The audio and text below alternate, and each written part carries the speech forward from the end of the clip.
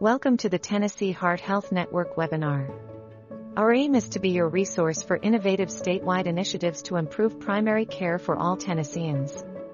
We hope that you enjoy today's educational program and share it with your colleagues to make a better impact of heart health in Tennessee.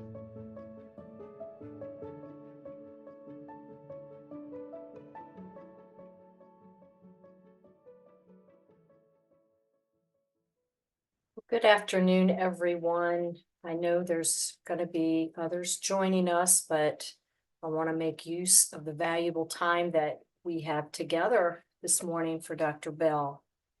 I am thrilled to introduce our speaker to you today. Lauren Arnold Bell received her medical and public health degrees at Columbia University in New York City before she completed residency in pediatrics at UPMC Children's Hospital of Pittsburgh and adolescent medicine or clinical pharmacology fellowships at Indiana University School of Medicine. Her research focuses on effective community-based and community-directed implementation of primary and secondary prevention measures for vulnerable youth, especially in substance use disorders and overdose prevention. She joined the faculty in preventative medicine at University of Tennessee Health Science Center in her hometown of Memphis in August of 2023. She clinically practices in addiction medicine at the Integrated Addiction Care, or IAC, Associates in Memphis. I will turn it over to Lauren now. Thank you so much for that generous introduction. Hopefully everyone can hear me. Please let me know if not. Okay. So before we get going, I just want to give everybody a trigger warning because this material might have potentially sensitive, disturbing content as it's going to discuss drug misuse and death. These things are so common right now in our society that they could have easily affected you or somebody close to you. We know that people use drugs for all kinds of reasons and sometimes as a response to their own trauma. So please take a moment to be mindful of your own well-being as we enter this space. The overdose epidemic in the United States at this point is really reached high intensity. The overdose is the third leading cause of death among U.S. children and adolescents under 20 as of 2020.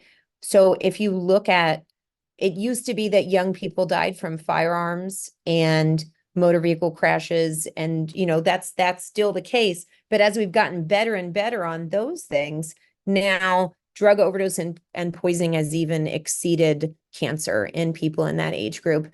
And the drug overdoses are the single leading cause of death in adults under 45.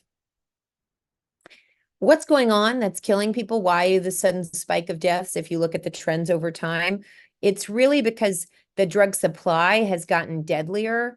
It used to be that the drug overdose deaths were related to an array of different things, but prescription opioids really dominated the field between, if you look at, that's this blue line from 1999 all the way until somewhere between 2015 and 2016, where then synthetic opioids other than methadone, so it's mostly fentanyl, really took away, started increasing to a grave degree. Fentanyl is a highly potent, non-pharmaceutically produced synthetic opioid that's often used by the people who manufacture and sell illicit substances as an additive to enhance the effect and addiction potential of multiple different illicit substances. It's very cheap. It's much lower than the cost of authentic pills, but they look a lot like authentic pills, and sometimes can confuse people. But at this point, also people are pursuing fentanyl as their drug of choice. They know that that's what they're using as well. When pill presses exist, it's pretty easy for somebody to just buy a pill press and then make their own pills in their home with a random assortment of different things and then market them as things like Adderall or hydrocodone or Xanax, just depending on what they are. And then beyond that, fentanyl, not just being in those pills, fentanyl is also in cocaine and meth supplies. And so this is just a graph showing you the percent of like the amount of fentanyl positivity within seized like urine drug test results that were positive for cocaine or meth. So that used to be pretty low. And at this point, there's a ton of fentanyl in both of those. So in the setting of an incredible amount of overdose, what do we do? Like, what are we doing to work on this? A big thing is to provide evidence-based treatment. So we want to treat people in a way that works. When you look at different ways to treat someone for their opioid use, so again, we're really going to focus for the purposes of this talk on opioid use disorder because opioids are the drug that, like fentanyl is an opioid. Opioids are killing people at the highest amounts. When we think about what's effective, we can look at some of these studies where they put together a lot of different other ones to get a larger amount of data. But this particular study looked at 40,885 people from the Optum Labs data warehouse, and they looked at people age 16 and up with opioid use disorder, and they either had commercial or Medicare Advantage coverage. So Medicaid isn't in this study of note, but they looked at people who had opioid use disorder and classified them into different chunks of what type of treatment did they get. So they grouped them as no treatment, inpatient detox or residential services, intensive behavioral health, buprenorphine or methadone, or which are medications for opioid use disorder, also known as opioid agonist therapy, naltrexone, another medication, but is not an agonist, and non-intensive behavioral health. And then they looked at outcomes. The outcomes that they measured were opioid-related overdose or serious acute care use after, like during the 3 and 12 months after that initial treatment. So they don't, in this model, if you were getting buprenorphine and methadone, they didn't look at if you were getting that plus therapy, but they said if you're getting that, that is its own thing. And they found with this that only opioid agonist therapy was associated with reduced risk of overdose during the 3-month and 12-month follow-ups. And also only opioid agonist therapy, it had a reduction in serious opioid-related acute care use. So looking at 3-month and 12-month follow-up. So really, use of medication, and this is endorsed by professional societies, not just for adults, but also for children and adolescents. Use of medication to treat opioid use disorder is an incredibly important element of the standard of care, but unfortunately in many treatment facilities is lacking or is absent, especially in our state. When we think about what are medications to treat opioid use disorder, there's methadone, there's buprenorphine, and there's naltrexone. Those are 3 common ones that people talk about. Like I said before, buprenorphine and methadone are agonists. Buprenorphine is a partial agonist at the mu receptor, whereas methadone is a full agonist, and naltrexone is a blocker. There's better data for methadone and buprenorphine in terms of reduction of cravings and reducing illicit opioid use, as compared to naltrexone, which sometimes it's harder for people to get access to, right? So people are less likely to be retained in treatment because sometimes it's hard for them to even start. You have to not use an opioid for at least like a week. I mean, often really longer than that. So you really have to be abstinent for a long time in order to avoid precipitated withdrawal with naltrexone as compared to methadone and buprenorphine, which you can start sooner. So then when I think about what's evidence-based care, guidelines also often recommend therapy or psychosocial interventions. And in Tennessee, that's required. So for example, our clinic as a provider of medications, we have to also have people be in therapy, even if the person doesn't have an interest in therapy. And that's a separate issue with Tennessee. But when we think about when we're giving people therapy, what kind of therapy is the best thing for people with opioid use disorder and how much of a difference does it make? There's this big study that was done evaluating comparative effectiveness. So I'm sure many of you have thought about some comparative effectiveness things before, but you're looking to say this, yes, maybe this was better than nothing, but let's compare how effective are different types of interventions when we look at them compared to each other. And they did this systematic review with network meta-analyses, and were able to look at like combined results from 58 different studies. The outcomes that they looked across for this, thinking about what psychosocial interventions as an adjunct to just getting buprenorphine or methadone, like how much more did they help and what did they help with? And treatment retention was really the one that was studied the most. They also looked at outcomes like abstinence from opioids, and also like drug use. So some people said what we're looking for is abstinence, what we're looking for is drug use, abstinence from illicit drugs. Oftentimes they looked using urine drug tests. Sometimes they look using self-report, but it depended on the study. And then they did an array of different things like mental health symptoms, whether or not you were taking your medicine, if you dropped out from therapy, things like that. And like the only one study looked at changes in quality of life of the people who are in treatment. In this meta-analysis, the majority of studies found really there was no difference between if you got medicine plus psychosocial interventions as compared to medicine all by itself. Although they did find that if you added rewards-based interventions like contingency management alone or with something called the community reinforcement approach, that was better to getting medicine by itself in terms of retention. They did find that relapse prevention was an exception, but it was only studied in 2 studies. And for relapse prevention, if you had psychosocial interventions like CBT, mindfulness-based stress reduction, then there was that actually was improved compared to people who only had opiate agonist treatment alone. But there were a lot of limitations of this meta-analysis. So it's not to say that the therapy is not relevant. I recommend therapy to everybody. I think it's actually really helpful for people to work on coping skills and family trauma and all kinds of different things going on. The authors of this meta-analysis did say, we really just need more highly excellent, high quality randomized control trials for us to really be able to understand this.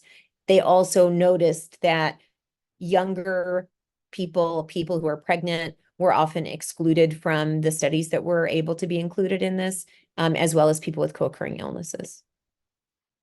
So now we're going to shift to talk a little bit about our team at IC and how we work together to treat, because our team is not just people writing prescriptions by ourselves in a building. We work together with a whole team of different people to get this done. I'm going to tell you who is included in our team at IC, but there are other people that in different teams may also be included. For example, we don't have a pharmacist in our team. We don't have a psychologist on our team, but those would be delightful and wonderful additions and are sometimes able to be included. This list that I'm about to show you is by no means all inclusive of who might be considered to be on a team, but I'm just going to tell you about our model for a little bit. So we've got medical providers, we have social worker case managers, we have other social workers who are therapists, we have nursing staff, lab personnel, medical assistant, front desk staff, and peer recovery specialists. And when we think about providing team-based care for someone with opioid use disorder, we have to really think that every single person in this care spectrum is there providing respectful interactions, like respect. They're treating people with respect and dignity. We're practicing loving kindness toward every person who walks through the door, making the environment a safe space. Without doing that, then it really doesn't, care is not going to be effective. So if you in listening to this think, wow, maybe I should start thinking about providing care in the practice that I'm in, maybe I could start helping people with opioid use disorder get access to medicine. You have to also think about how do you ensure that everyone in your whole team is on the same page and that everyone all together treats people with respect. So now thinking about what does each person on the team do? Our medical providers do histories and physicals, initial evaluations, and give diagnoses and determine what level of care would be most appropriate initially for the people who come through our door. We also are doing for people with opioid use disorder, we see them at least once a month. When they first start being seen, we see them once a week. And then we move to every 2 weeks once they've stabilized a little bit. And then we move them to once a month once they're much more, once we feel like they're on a good path and they're in the maintenance phase.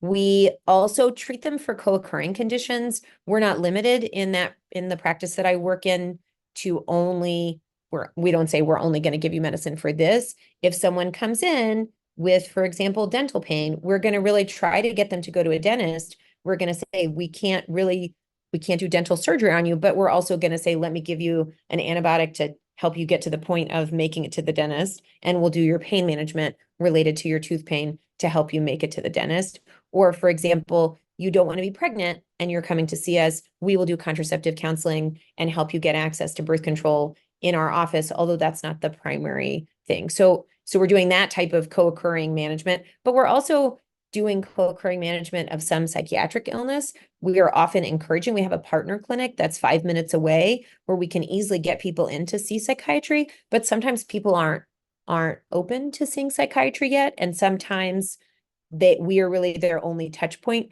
for any healthcare access and have built up trust over time. And so we might see them for a while, and that goes the same for referring to therapy. At the beginning, sometimes they're really against therapy, but then we can encourage them and get them to that point over time. We also train students and residents in our clinic. We train PA students, NP students, and also medical students and medical residents. We do some counseling and motivational interviewing. Sometimes they're like, can you be our counselor? I'm like, no, you really want to see one of the therapists who's even more trained than, has more training than I am. She's going to be a better counselor. And then we do some creative contingency management. So you saw in that other slide, contingency management, rewards-based stuff. You can do some contingency management even without funding to straight up give somebody money for every time they have a negative drug test, which is often how it's standard, the way that it's done in a standard research setting, by thinking about what are the types of rewards you can negotiate with family, what are the types of rewards you might be able to negotiate with a partner to try to help people get through that. The social worker case managers they provide a lot of help with legal issues and documents. So they work with parole, child services. They give help finding a specific meeting or a specific medical provider. If someone is like, I don't have a primary care doctor and I don't know where to start, they can help them figure out something that might work with their insurance close to their home. They do a lot of work with rapport building. They are also in recovery themselves and provide a lot of peer support, and they help with job resources, educational opportunities, helping connect people to anything.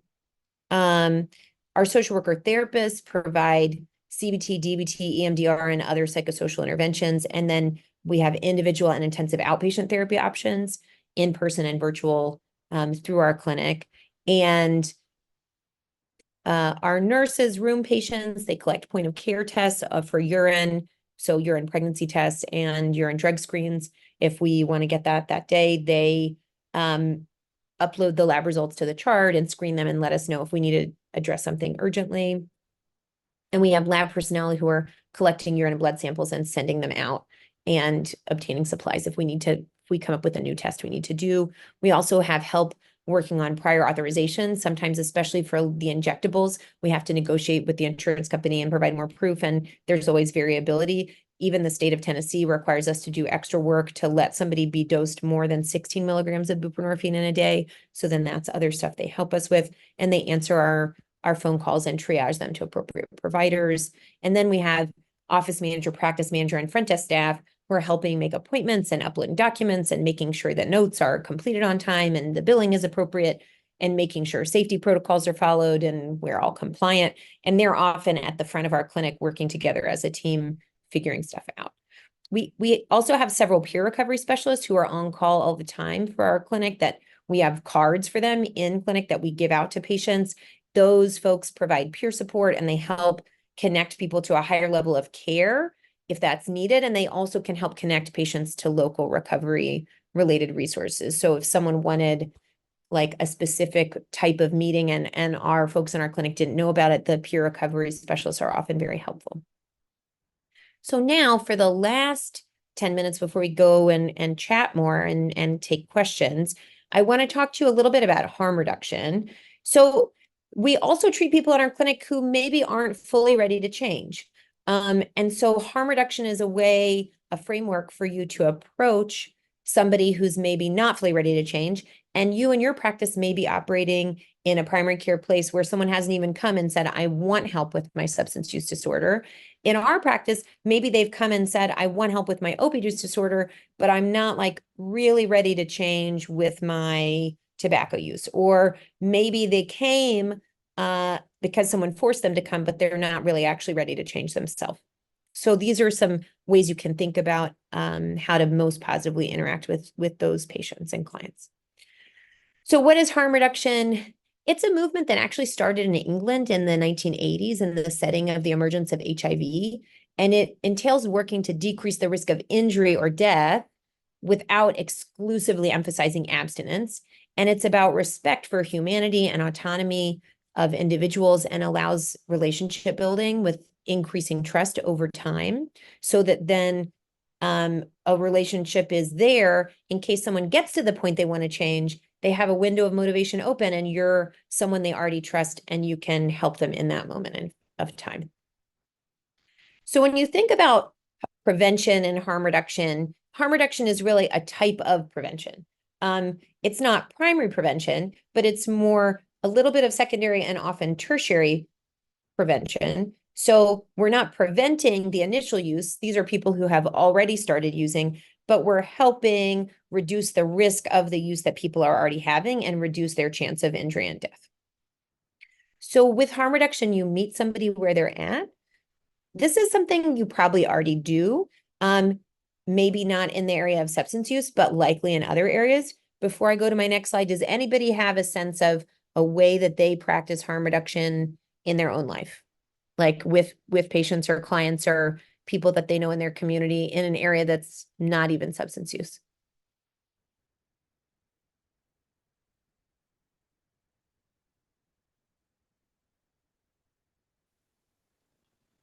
I can, this is Ashley Ellis. I usually think about diabetes, but I can think about when I was working with a rural population, one particular patient I was working with, and, we're talking ideally, diet type things. You think about like eating fruits and vegetables and those kind of things. But I mean, one of the goals that we set was DSME. He was like, I'm just gonna quit cooking with bacon fat this month and I'm gonna cook with olive oil. And I mean, that was a big difference. But, to other people, that's kind of like, that, I mean, some people wouldn't think that was a big goal, but for him, that was a big difference that he made. Love it. Anybody else have an example they wanted to share?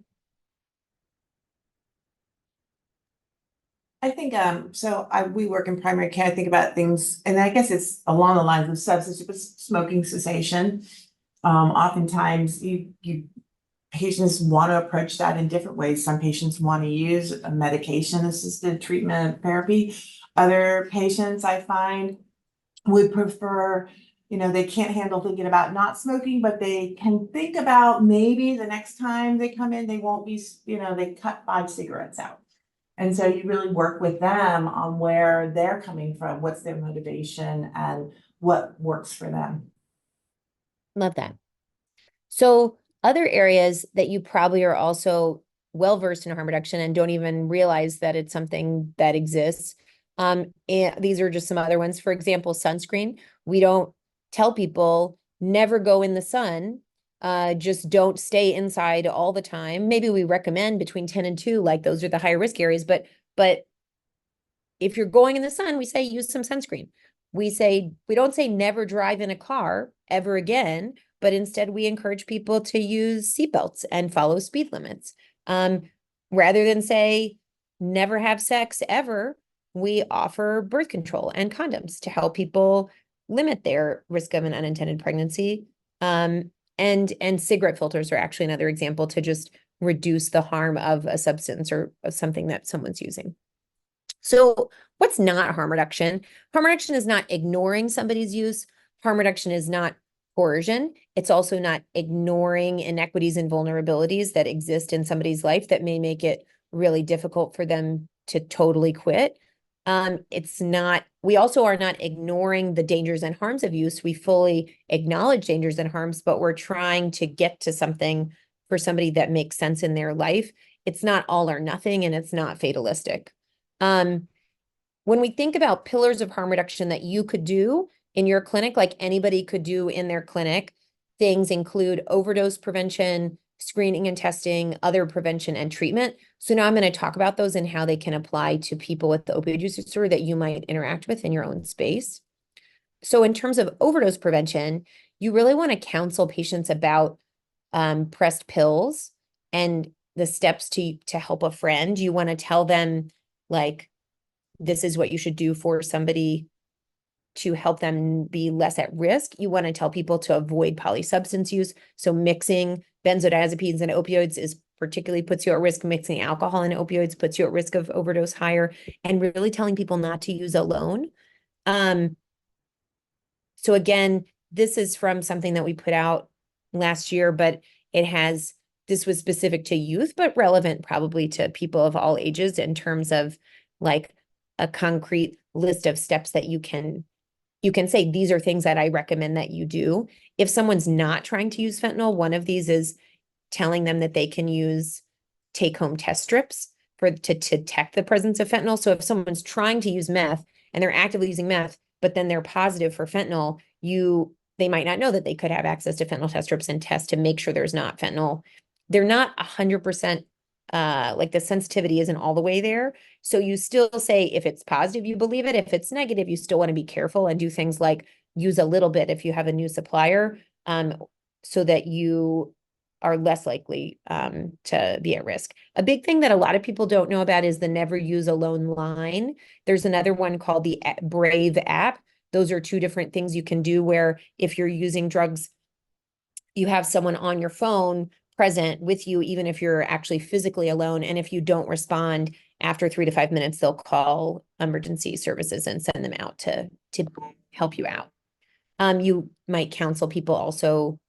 So that's like education. Then if we get to straight up overdose, a part of this is use of naloxone. Hopefully a lot of you have naloxone on you, carry it with you, know how to use it. You may not, and your patients may not. So part of our job as people who interact with people who might be using drugs, and really at this point, because of the deadliness of the drug supply, anyone could be at risk of having their friend or partner or a random person in the parking lot overdose from an opioid at any given time. So I talk about naloxone use with my patients with alcohol use disorder and say, hey, it would be traumatic if you saw someone, like, let me teach you how to use this. And can I prescribe it to you so that you have some to carry with you?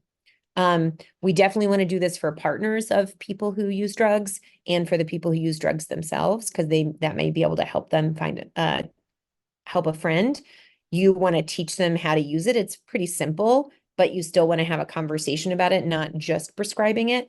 And then make sure they know that after they administer it, they need to call 911, ideally. There are barriers to people calling 911, including legal barriers. So there are laws in place for people that protect you if you're from drug-related legal issues, if you have like drug paraphernalia with you when the emergency medical services come, but they don't protect you against outstanding warrants or other legal things, or if you have weapons sitting around, things like that. So there are some reasons why someone might not call 911, but you still want to encourage them to call 911. And because what happens is after the first dose, they might have to administer another dose 2 to 3 minutes later if that first dose didn't work. And also with fentanyl, it lasts if there's a lot of fentanyl in someone's system, you might overcome the overdose, but then they may actually lose consciousness again as the naloxone wears off. You can get naloxone and give naloxone. There's over-the-counter access available across the United States. You can prescribe it in Tennessee, and it has good coverage with Tennessee state insurance, usually, definitely Medicaid. And it's free through regional overdose prevention specialists. So there's a different regional overdose prevention specialist for like different regions have different ones. I have a link here, and also you can see the map of the state of Tennessee. We have these two in Shelby County, which is Region 7. And then So fentanyl test strips, we talked about this a little bit before, but I just want to show you a picture, especially because as clinicians, you may be really familiar with pregnancy tests. When it comes to drug tests and fentanyl tests, if there's nothing, like there's only one line, that means something is positive. Whereas if there are two lines, it means it's negative. So it's really important that if you're talking about fentanyl test strips that you highlight that, because if you're talking to someone who has any familiarity with urine pregnancy tests, it's not, doesn't look like that. Why is it not going forward? There we go. You can buy these online, but the regional overdose prevention specialists have them as well and can provide them to you to potentially carry in your clinic and have. So another thing you can do that's harm reduction for someone who uses opioids is screen them for HIV, for sexually transmitted infections, for hepatitis, for pregnancy, and help connect them to things like syringe exchange programs, pre-exposure prophylaxis. If they're using IV drugs or having risky sex, that puts them at risk of HIV, so they can prevent their or decrease their risk of contracting HIV, vaccinating them, providing them with contraception and condoms if they don't want to be pregnant at that time, providing them with prenatal vitamins if they're trying to be pregnant, and then counseling them on the risks of drug use in pregnancy so that that weighs into their risk benefit, while at the same time, like, being non-judgmental about their desire to be a parent, using non-stigmatizing language, just educating too. So we're going to go through some of these. In terms of Shelby County, these are our syringe exchange partners, but you can go to tn.gov and see in your county what syringe exchanges are available. Syringe exchanges are often a place for people to who are on the periphery, and there are many unhoused people who go to syringe exchanges who then are able to connect with someone who then they trust and feel safe with, and then eventually over time get to the point of being able to be connected to treatment and care when that window of opportunity opens. In terms of pre-exposure prophylaxis, I just want to highlight, I think a lot of people are unaware of the fact that we used to say we only give you PrEP if we know for sure that you have you are a person who uses drugs, right? Like we don't have to know that anymore. And the same thing with someone who has sex. If someone has sex at all, has had sex in the past 6 months, and you explain to them what PrEP is for, even if they don't have an HIV positive partner, even if they do not have one or more partners with unknown HIV status, even if they have not had a bacterial STI. So even when the answer is no, you still prescribe PrEP, you discuss PrEP and prescribe it if they say they want it. So the CDC has moved from saying you have to write down an indication of why that person is eligible for PrEP to saying you explain PrEP, and if that person says I want it, you prescribe it without asking them to define why they need it, to avoid people having to out themselves for what might be a stigmatizing behavior. So another thing, contraception, condoms. Specifically for opioid use, it may lead to people not having periods, and that might make them think they have reduced fertility, and then that might change their contraceptive use. It's very safe for people who use drugs. And thinking about another thing you might do from a medical care standpoint is thinking about using non-opioids for people who are seeking contraception that needs local anesthesia rather than using opioids for that person. If we think about other prevention, our words really matter.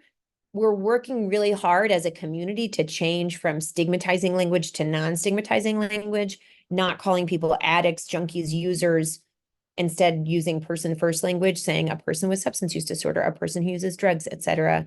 Moving from things like a clean or dirty urine to an unexpected or expected urine, things like that, to help shift some of the harm that we do regularly and that honestly media does around people who use drugs, alienating them and making them feel like no one understands them and that engaging with others would be negative.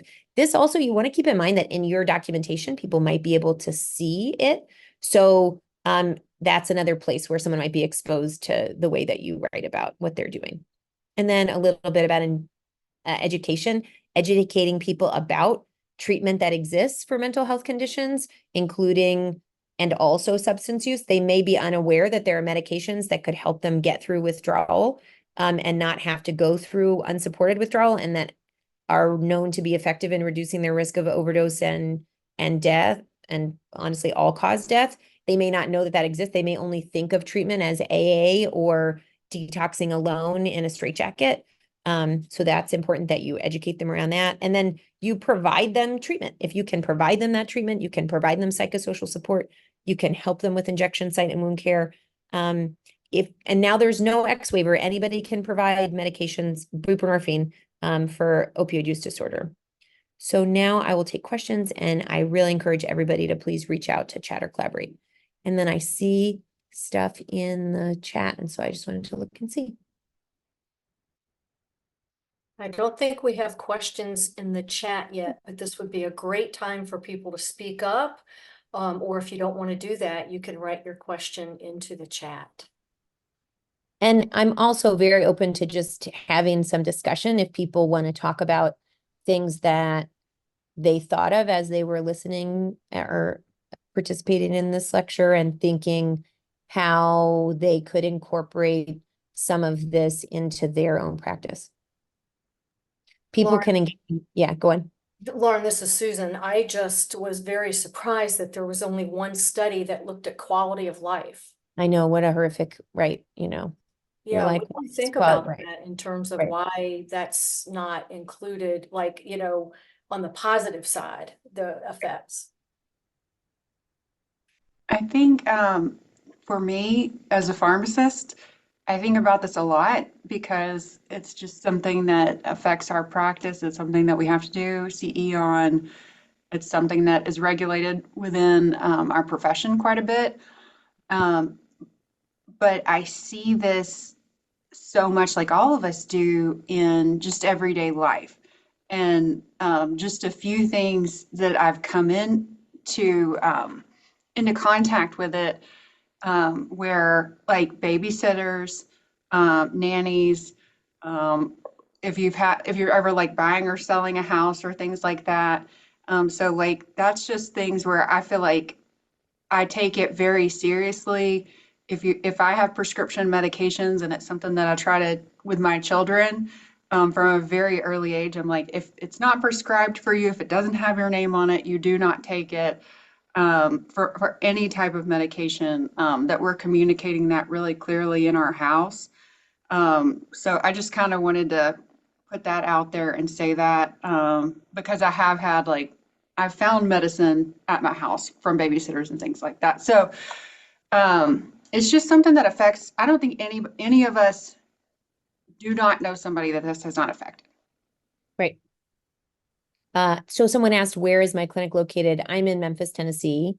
And so I'm from Memphis, and then I moved back to Memphis last year. And I'm an adolescent medicine physician who then practices in this space. We're working to increase awareness of evidence-based treatment for people under 18, like especially because I find that especially for young people, there's low treatment access to medications for opioid use disorder. I provided, and there's one other clinic I found in town who would, but all of the residential treatment facilities around here, if you admit somebody, they're going to take them off their evidence-based medication because that's their model of care. And that's not just true for young people. I find anyway, this is it was a surprising thing when I moved back here, seeing that that's the way that care is delivered, but that's the way that it currently is. And so all we can do is try to make sure people know that there are other options, and that we might be able to reduce the risk of overdose by helping, block those receptors and help them with cravings. So Dr. Bell, my name's Gail Riley. I'm the medical director at Cherokee Health Systems, a federally qualified health center out here in Eastern Tennessee. That was a very, very good presentation. And to be honest with you, I was scratching one of the best presentations of harm reduction modalities that I've heard. So I hope whoever's in charge will share the slides, because I jotted down a lot of things, but that was really great. A couple of I guess kind of questions and observations. So we are in primary care, and we have a pretty robust MAT practice, but I'm chagrined to say that we are challenged with taking care of folks of kids under the age of 18. So really interested in, we'd like to expand and get some experience and feel more comfortable doing that. But I will tell you, there is some, I've found, and I've done a lot of work in this, even getting this expanded into primary care is challenging. There is a lot of stigma within the profession. I'm a family medicine doc. We have mostly family medicine docs here.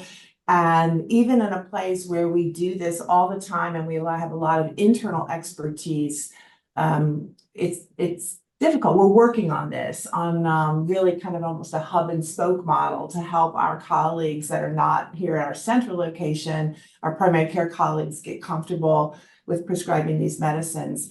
And we're a pretty robust system, like I said, with a lot of resources. In particular, my space is FQHCs, but particularly other FQHCs, and I've talked to a lot of them around the state, really struggle with this. So one of my areas of passion is, much like you, is in really trying to strengthen our primary care network to be able to deliver this care, because I think that's really where the hope is for this.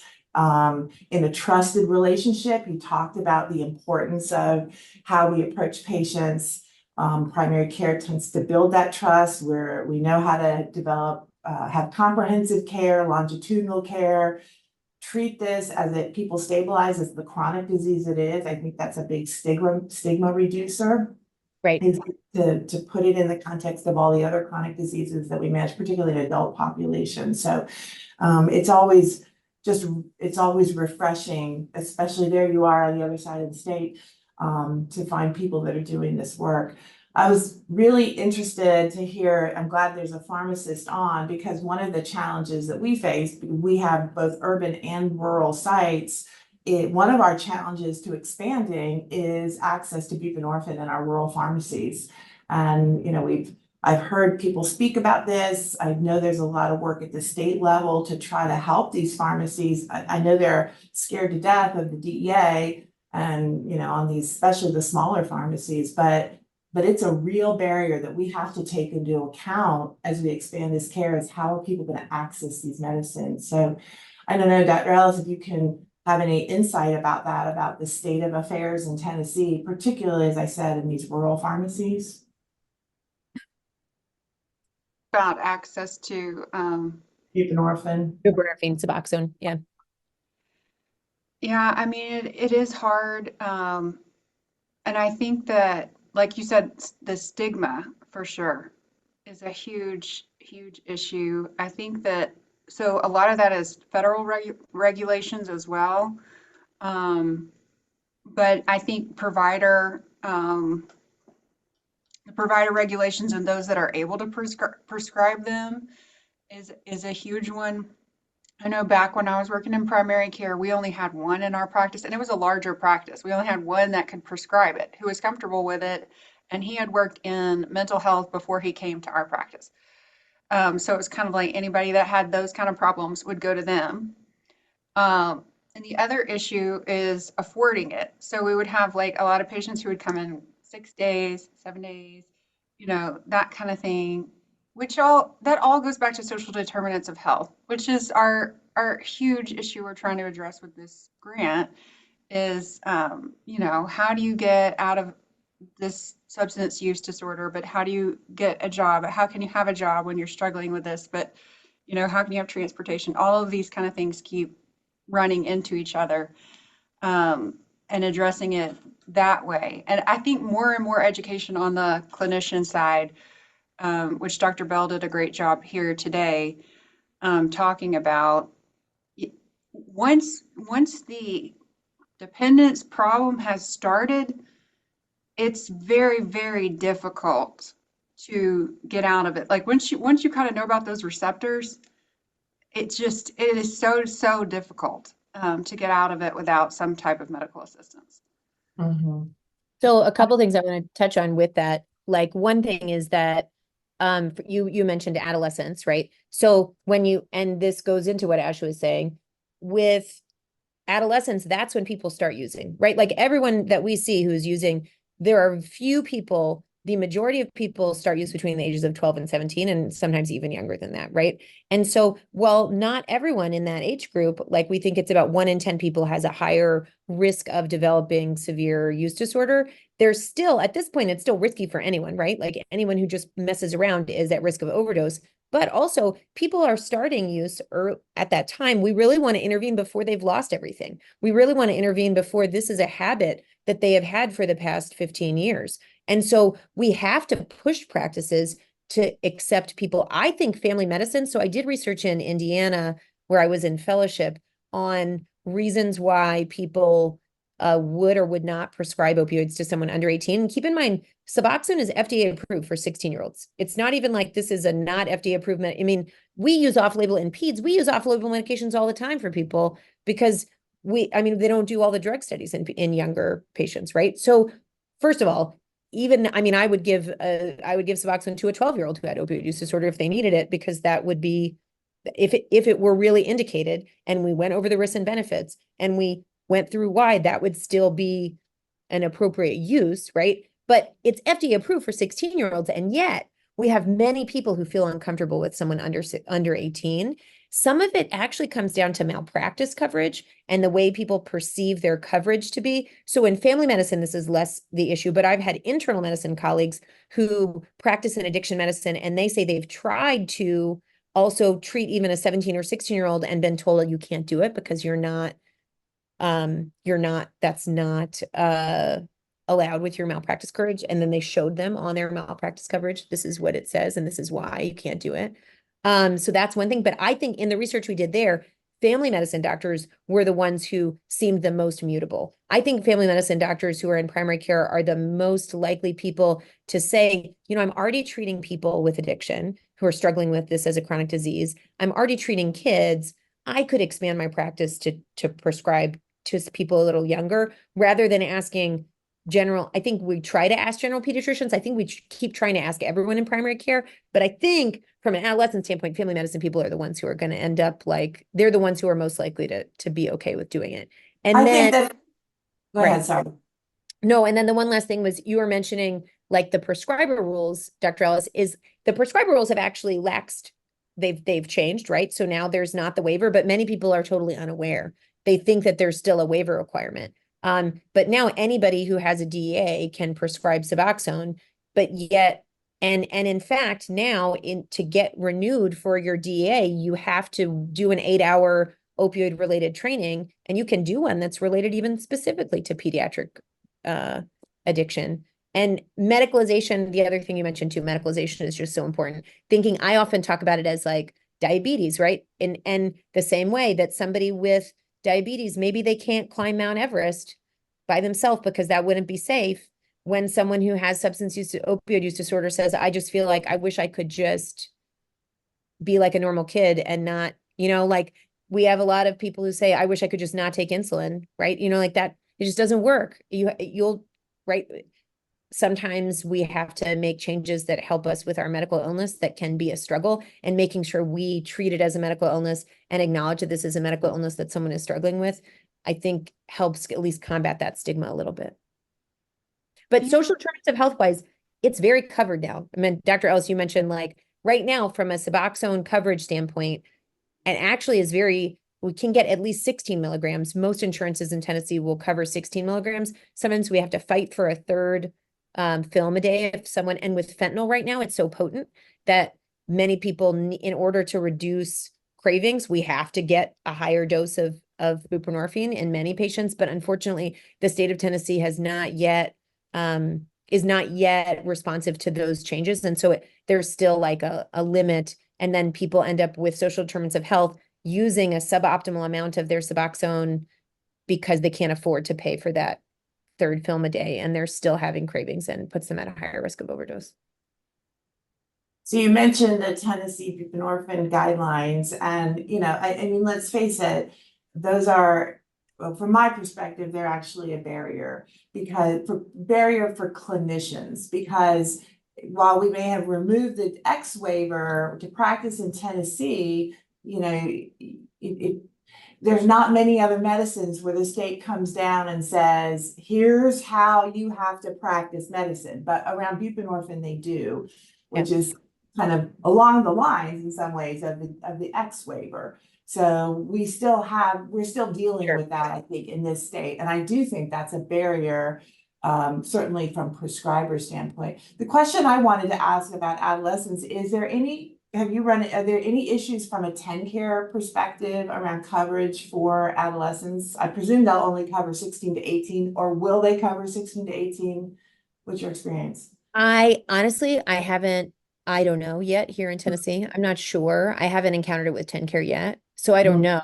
It's like that's an unknown black box, but if you send me an email, I'll let you know once I find out. It's always an experience when you are also trying to negotiate with them to provide. They're not going to provide an 3, right? Like obviously there's the separate issue of the amount that someone can get per day, but many young people can really get by on lower doses. Like they're even right now, lower doses are sometimes okay for younger people, but in that under 18 range, I don't know if TennCare is going to cover it or not. And I definitely I'll stop asking questions about private. When you say lower doses, are you saying like 8 for adolescents tends to be okay? So, I mean, it depends on the person. It depends on how heavy their use was. Honestly, some of it seems like it depends on metabolism and just how they, right? Like we know that different people differentially metabolize Suboxone. And so a different person is going to need a different amount. And some of that we can't really predict. And some of it's outside of the realm of use. But some people are fine on, 8 milligrams a day. And they find that their cravings are totally reduced and that they're like, this is great. I'm stable at this dose. Other people, but there are also people who are over the age of 18 who are in that range, right? So it's just not to say that, but everyone's different, right? The coverage issues are always going to be a problem. For sure. At least GoodRx too gives reason. I mean, you can get it's significantly cheaper, but it can still be a huge burden when you're thinking about buying food versus your medicine. Lauren, this is Susan again. I was really happy to see you included the motivational interviewing. We do offer programs at great reduction for our partners in this. And I was thinking it's just such a good training to do that harm reduction conversation, to feel more comfortable in that harm reduction. I didn't know if you wanted to comment more about the usefulness of that. Right. So motivational interviewing is like one of the biggest tools in our pocket. I think especially for people who are not quite ready to change, but we use motivational interviewing. I hope many of you guys on this call are familiar with motivational interviewing. If you're not, I love that there are trainings that Susan is referencing that you're able to access. But motivational interviewing is useful for any type of harm reduction you want to work with someone on, because it really emphasizes the person's own internal conflict around whether or not you're really exploring their own motivation to change and whether it exists or not, and their own reflection of what is not great about what they do, but what's great about it. So what do they still love about opioid use that it makes it hard to let go, and giving space for that. And that is a skill that you can utilize with, food you mentioned before, right? Like, I don't know which person, because I couldn't see their face when I was talking, but food is another thing where when you're working on someone with healthy habits, giving up all of that sweet tea that you're drinking all day, there's a part of that that's going to be really hard to do, and that you are going to say, I want to change because it's making my diabetes act up, and these are XYZ reasons, but I also really like the way it tastes and it's refreshing and these things. And then you're reflecting that back to somebody. So using motivational interviewing in substance use is particularly helpful. With young people too, we often will end up using it to talk about a peer. If someone says, oh, well, they really don't want to engage in motivational interviewing at all about something, you might approach it through, well, why might your friend really find it hard to stop using? Why might your friend really, why might they want to stop, and approach it in that way? If you find that someone shuts down, these are, in general, motivational interviewing is great for helping move the conversation forward, and harm reduction also in that space, moving it forward when you feel that the person in front of you has just kind of turned off. because they think all you're offering is abstinence and that you only have one form of treatment. By opening up and giving them value and space and giving their own thoughts and perspective, like the seat at the table, and really elevating that, it can really help build trust. I'd love to hear more about your motivational interviewing stuff that is available. Yeah, I'd be happy to send you some information on that, as well as the rest of the group if you're interested. We've got a few more minutes left. If someone would like to comment on what you've tried in your practice, or maybe the challenges that are daunting to you, or any other question you have for Dr. Bell while we have her here.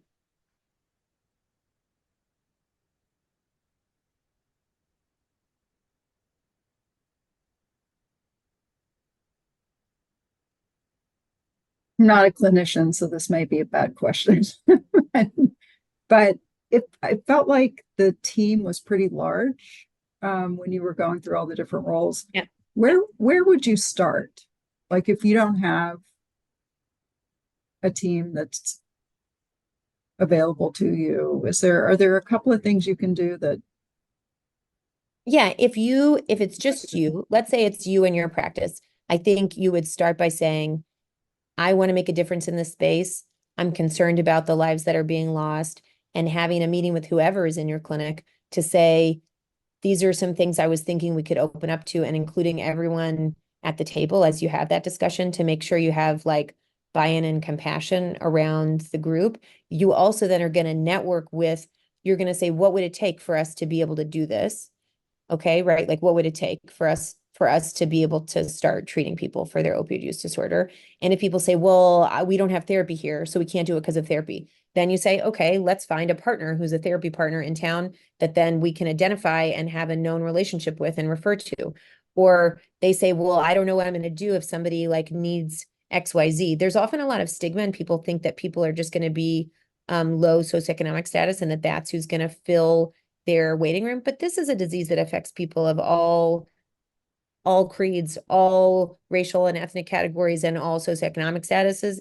But so as soon as when you start treating these patients, it's very fulfilling to see people's lives turn around and help them and be a support for them on their path. So but getting people through the door, you have these conversations of like, what would it take?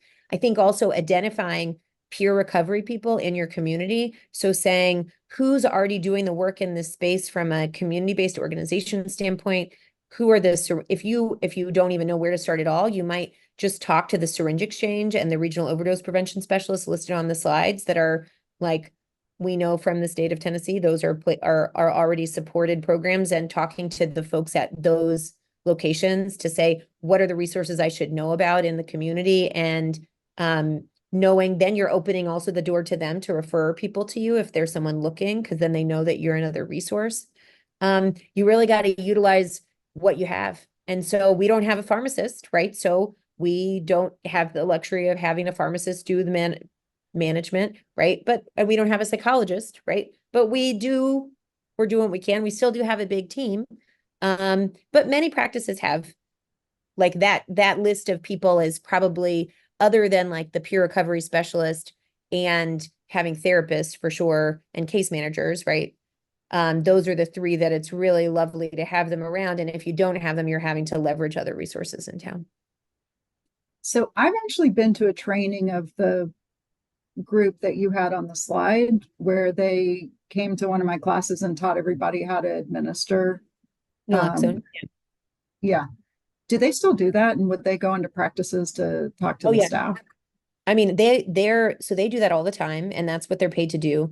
And if you want to have a training, you can ask the regional overdose prevention specialist to come out. They do overdose prevention training. If you want a higher level of addiction training, there are multiple different funded, like federally funded institutes. So there's one that's called like the Graken Institute. I can send a list of some of them to Susan for her to send out when she sends out the slides or anything too. Or I could potentially just add it to the end of the slides on like in the notes or something. But there are a bunch of different institutes where they are they're paid to like they have funding to give trainings to clinical providers. It's like addiction transfer is the way the terminology for it. So there are like addiction transfer centers, and there are regional ones. So we have ones like in our region where you can say, I want people to come to my clinic and do a destigmatizing language training, and they will come and do that at no cost to you. There are a lot of great resources that if someone's motivated to work in this space, you can find a lot of support. Great, thank you. I'm going to look right now and see if I can paste some into the chat for you too.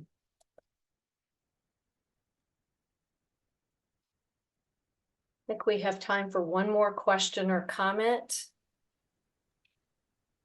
I think the comment I'd make, first of all, it wasn't a silly question at all. I think it's a great question because, you know, if we put too many barriers in place, we have to, as Dr. Bill, we have to have this, well, it will never happen. So we don't want to let the perfect be the enemy of the good. I completely endorse kind of her first three ones that are really helpful to get us a program going. But the other thing, if you're talking to prescribers, people that are going to prescribe MOUD for you, in medicine, there's a lot more complicated medications that we prescribe than buprenorphine. Yes. A lot. That are a lot more risky to prescribe. Buprenorphine is one of the safest medicines that people can't overdose on it.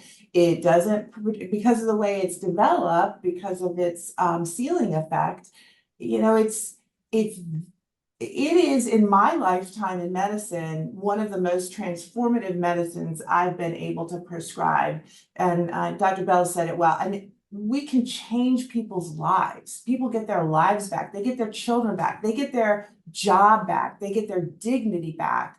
And it's an incredible privilege to be able to prescribe a medicine that I feel comfortable, I feel safe prescribing, that's so effective. And you know, you can tell I proselytize about this as well because I want people to understand this and really try to break down. There's stigma across the board. There's community stigma, but there is stigma in the medical profession around this.